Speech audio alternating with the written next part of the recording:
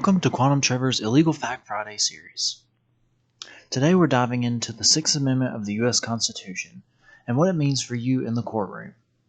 More specifically, about your right to a fair and speedy trial and what to expect from a jury of your peers. Before we dive into that, let me remind you that by using the promo code OpenAI, you can get 25% off our TBJNXT SUBSPACE system, which helps users self-identify opportunities using cutting-edge quantum physics and technology.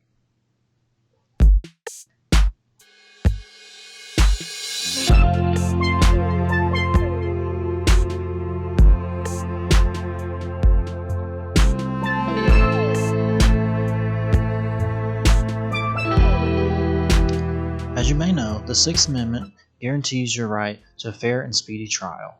This means that you have the right to be informed of the charges against you, to have a public trial, and to be represented by a lawyer. But what does that actually look like in practice? Objection, she's not a cat, Your Honor. As we know, courtrooms can be intimidating, but it's important to understand the processes and rules that take place within them.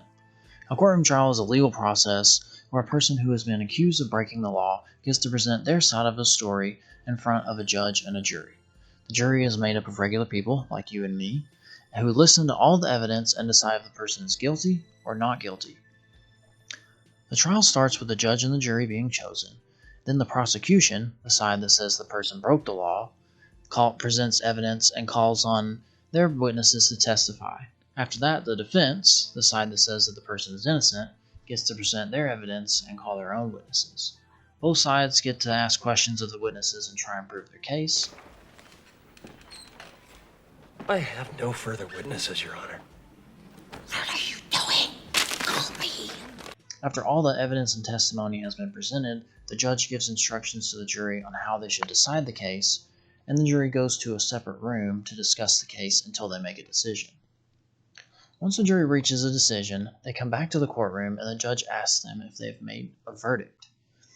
The verdict is read aloud in the courtroom, and the judge will sentence the accused if they're found guilty. It's important to note that the accused is considered innocent until they're proven guilty in that moment, so the prosecution has to present enough evidence to prove that the person broke the law.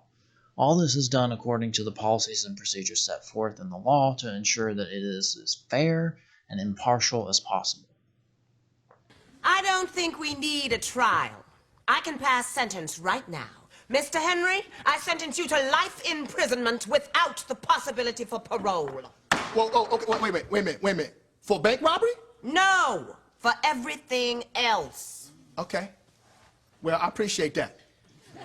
Now, this may seem like common sense, but it's important to remember that these rights are not always respected in every country around the world. That's why it's so important to protect and hold them here in the United States.